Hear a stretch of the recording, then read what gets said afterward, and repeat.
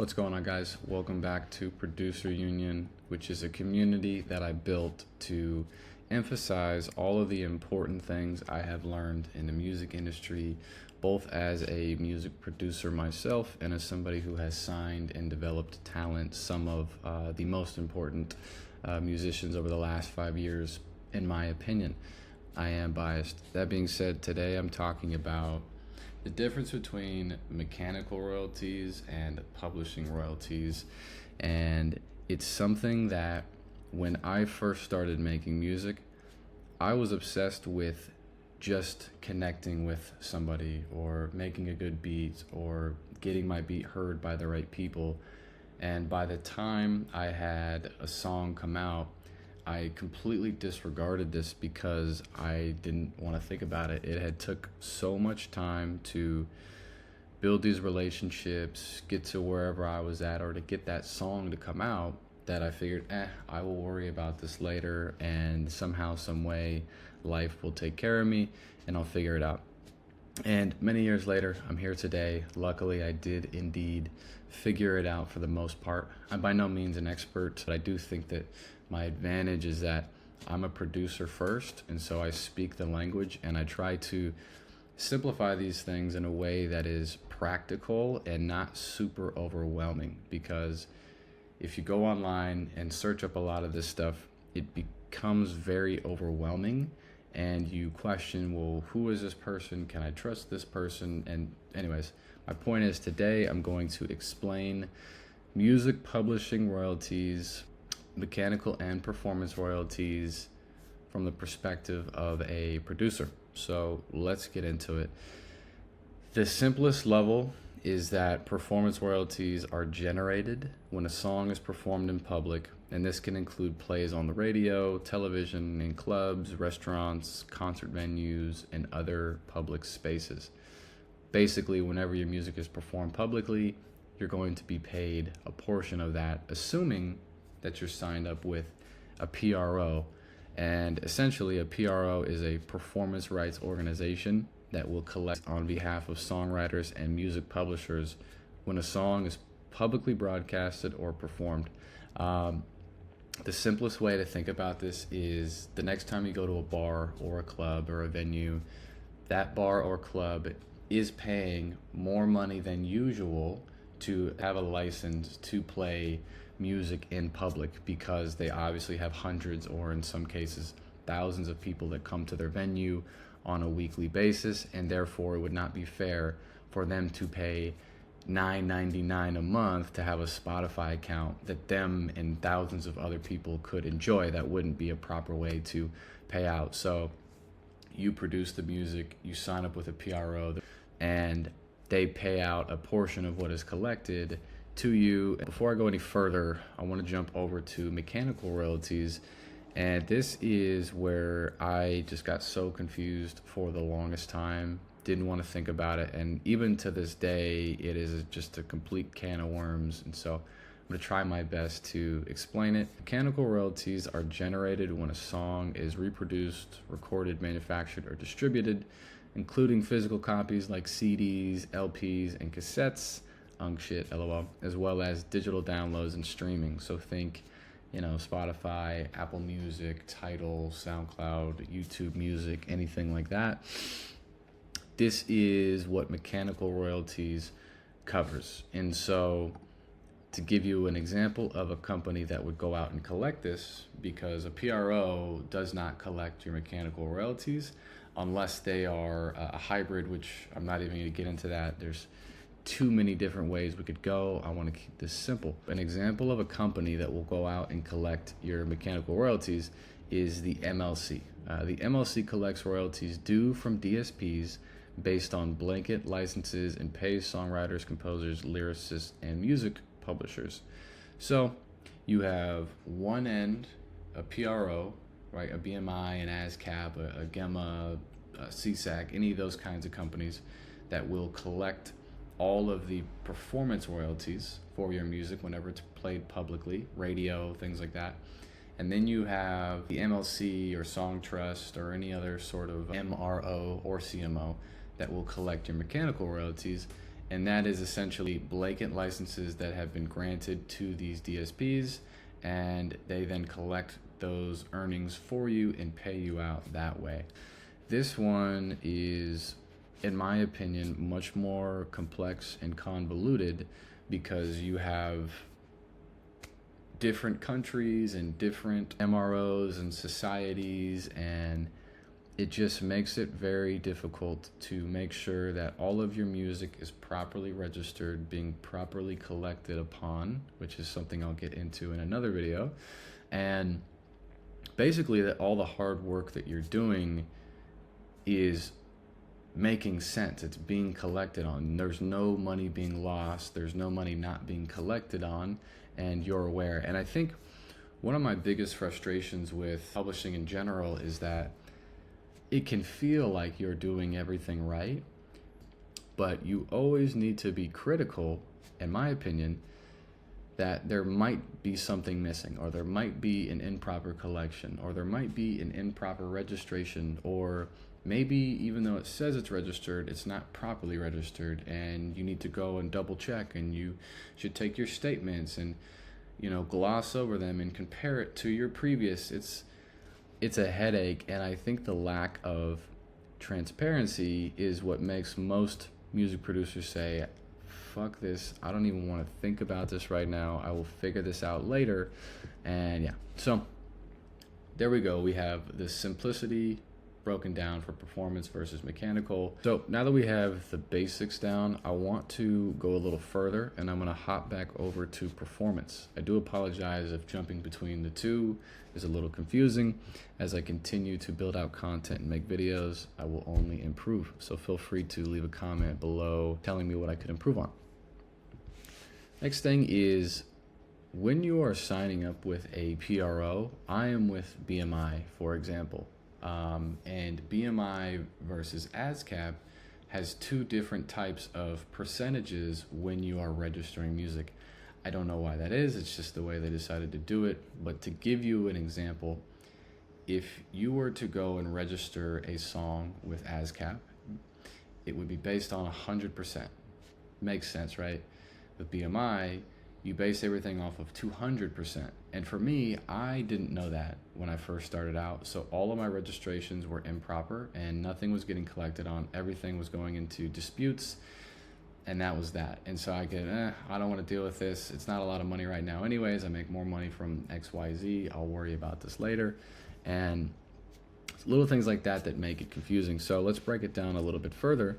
With BMI, or really any PRO, you have a writer share, which is the portion of performance royalties that are paid directly to a songwriter, aka you, regardless of whether they have an outside publisher in place or not. And so now we talk about the publisher share. A publisher share is the portion of performance or mechanical royalties paid to a traditional publisher, publishing administrator, or songwriters themselves if they've created a personal publishing entity. And so I broke that down a little further and said collected one of three ways: traditional publisher, publishing administrator, or three, personal publishing entity. And then I broke it down a little further, and I put a publishing administrator focuses on the administrative tasks of registering songs and collecting royalties from various sources worldwide, acting as a middleman to ensure songwriters get paid. For example, I am signed to Sony Music Publishing in an admin deal. They have taken on the role of registering all my songs and collecting royalties from various sources worldwide. They gave me a bunch of money to have the right to do that, and I'm with them until I recoup and the term has expired.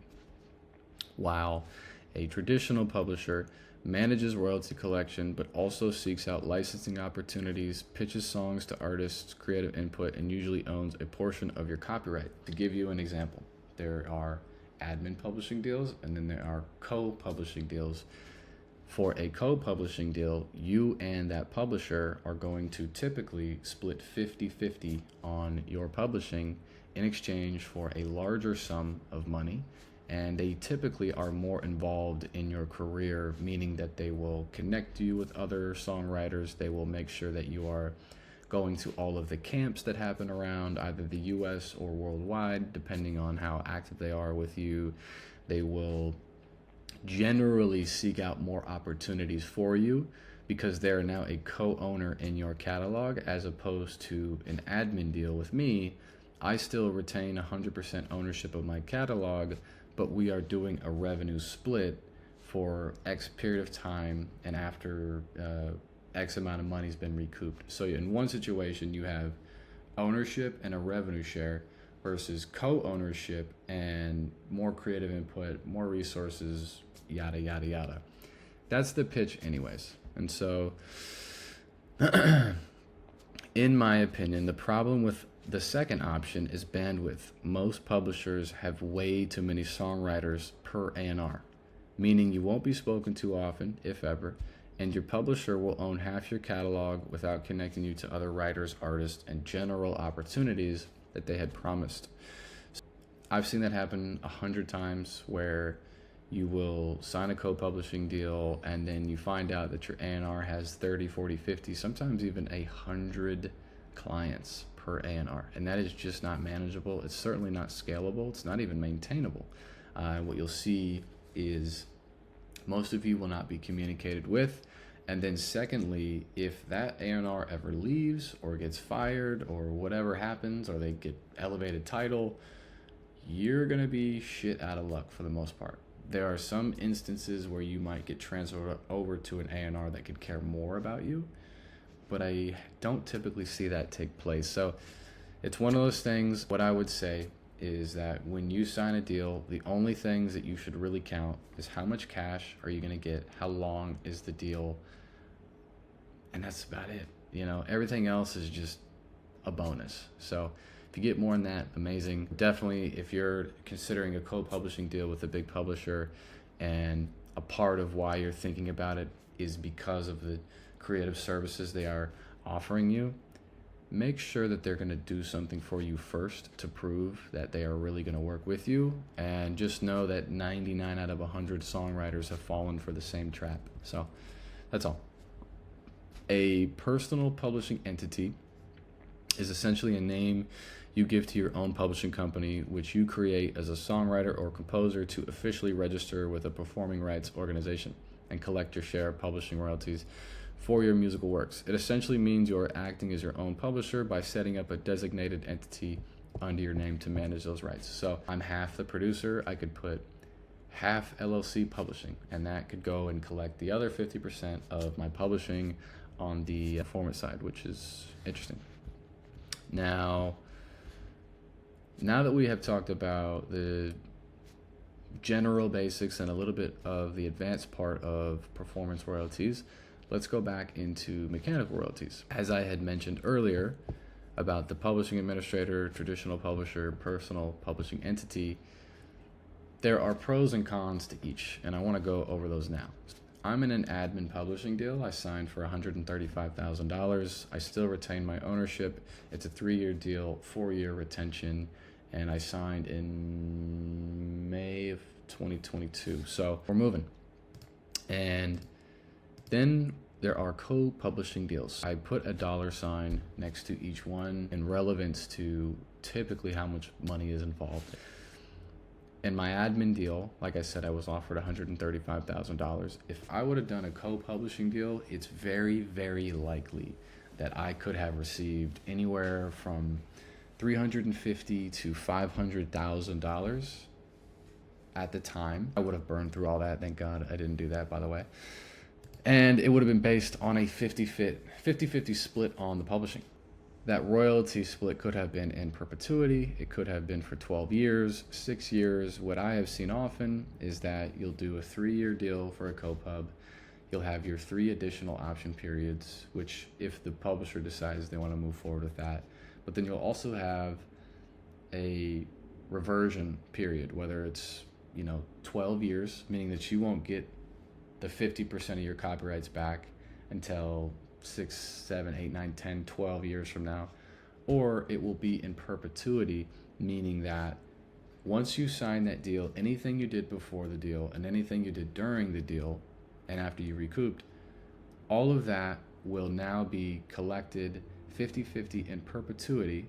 And so after that deal is done, anything you do after that, they're not going to collect on. But anything during and before, they're going to own with you in perpetuity 50-50. And so that's why if you do a deal like that, it needs to be extremely high, the amount of money you're going to get paid, because this is, the way I explain it, this is like your 401k, your Roth IRA. This is your lifeline. This is your ability to hopefully retire from all of the musical works that you have been a part of. So just be wary of that. And then you have general publishing deals or publishing buyouts, for example, catalog sales. There was a couple of years ago where Future had sold his publishing through BMI, I believe, and it was from the years like 2009 to 2020 something, and he sold it for, I believe, $80 million. He said, fuck this catalog, I don't care about it, I'm gonna go make, whatever it was, like $40 million. And now anything after that point and so on, he's just rebuilding another catalog so that one day he can do the exact same thing again, which is once again sell a portion or all of his publishing to get a huge lump sum. And the way that works is, publishing is very interesting because it's valued at a multiple much higher than any typical business. Catalog, obviously there's tons of different things to weigh and consider, which is how much of your publishing do you own on these songs? How well have they streamed over the last X amount of years? What's the projection for the next 10 years? So on and so forth. Are there any kind of brand deals that can be done? It gets very convoluted. In most situations, even though you could self-collect all of your performance and mechanical royalties through things like BMI ASCAP and then Mechanical Licensing Collective, aka the MLC, or Song Trust, or tons of other platforms, the reason why most people look to admin publishing or co-publishing deals is, one, they're not aware that you can actually collect everything yourself. It just takes more time and more knowledge. But two, you're almost always offered more money to sign under these deals, and who wouldn't want to do that when, if your catalog makes you 10 grand a year, if they come to you and say, we'll give you $250,000 right now for a co-publishing, you're thinking, well, at the rate that I'm at right now, that would take X amount of years to generate, and they offered me creative services and so on and so forth. This is why people don't collect their own royalties, because one, it's a headache, two, you have to know a bunch, three, it's time consuming, four, you're not going to usually get as much money, but you'll own all your copyrights, publishing, etc. And five, you're going to potentially have the opportunity to get creative services, do a post, get signed to a major publisher. Publishing deals, as I had mentioned, admin or co-pub, are, in my opinion, the goalpost for most songwriters. It's a mark of success and typically comes with large amounts of money depending on your deal structure. Publishing deals are great, but should be looked at as a long-term commitment with difficulty recouping. Spreading your money out over the term of your deal with taxes in mind, rather than a huge payday and lifestyle inflation. So in my experience and many other people's experience, when you go out and sign this deal, there's a few things you don't really want to consider, or you think, well, I'll figure it out because I'm the main character in life. Number one, it's actually very difficult to recoup your publishing, and I talk about this in one of these segments after this one. I talk about how much publishing generally makes per million streams. The second thing is, when you receive a large sum of money, so for me, I received $135,000 cash in my bank account, I think the day or two after I'd signed.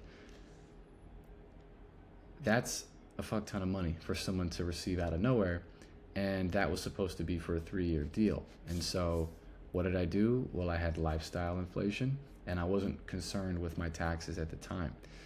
That's dumb. So my lifestyle went up. I spent more money per day than usual. I wasn't concerned with my taxes, and I wasn't thinking about, okay, if I'm gonna go spend, I don't know, $1,000 on this thing, how much would that take for me to recoup as far as publishing goes? And it's okay because now I know all these things. So when I recoup and I sign my next deal, I'll certainly be much more frugal because I'll know that this is a nest egg for my life that can really truly take care of me for, many years or forever to come. So if you go into a deal and you think about all these things that I'm talking about, and you understand how much publishing more or less makes per million streams, it's going to provide you with a competitive advantage.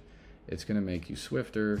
You're going to make smarter financial decisions for your career, whether it's personal or career-based decisions financially. And that's ultimately going to set you up to move smarter and do better things for your career. So this is, and it's almost 25 minutes now, this is, in my experience, what performance royalties versus mechanical royalties are. Most people are in this world right now really only need to think about this, probably don't have a lot of songs out, and that's okay, that's great. This is when you start to land placements and a publisher can look at you and say, okay, this person has 500 million streams. Here's an example, including Spotify, YouTube, SoundCloud, etc. I have 1.5 billion. If I had Apple and everything else, it's probably closer to 2-3 billion streams. A publisher could look at that and go, okay, cool, he makes X amount of dollars per quarter. Here's his publishing split. We have his Schedule A.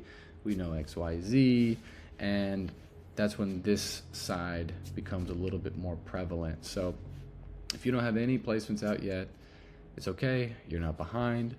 Go and sign up for a PRO based on wherever you live. I linked some in the section on the classroom for this. CMI, ASCAP, CSAC, GEMA, SOCAN, APRA. There's so many different ones. Just make sure you choose a good one. Good luck there, and I wish you guys the best. Good luck.